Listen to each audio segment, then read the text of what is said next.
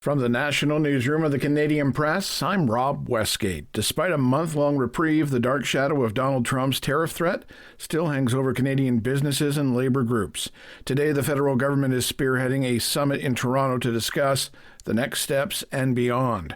Flavio Volpe heads up the Automotive Parts Manufacturers Association, and he says the country is facing the most serious industrial threat it has ever come across.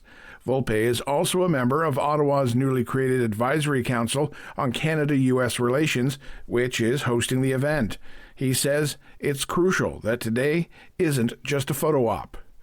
A security expert says protective measures will be even more stringent when world leaders gather west of Calgary this June for the G7 summit.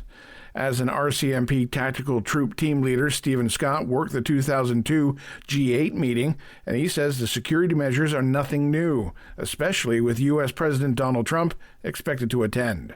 Even more of a challenge because, with already having been attempts on his life, I think they're going to want to bring more people, more armed people. There'll be more armed people that we'll never know about because they come in their diplomatic bags or whatever they want to call them, diplomatic suitcases, weapons.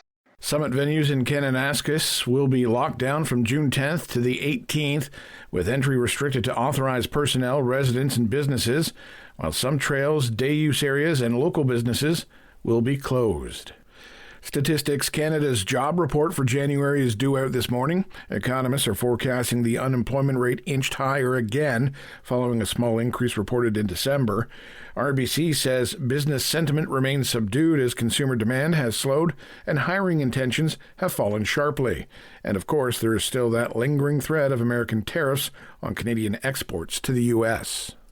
Old Man Winter's grip on southern BC may last a little longer. A few flurries remain in the forecast for parts of Metro Vancouver and the Fraser Valley. Environment Canada meteorologist Derek Lee says the area will likely see another low-pressure system, bringing flurries for Saturday and Sunday, but it won't be widespread. He adds that while it's not unusual for the region to see snowfall in February, seeing it stick around is a little more uncommon, and there's no sign of a warm-up in the coming week.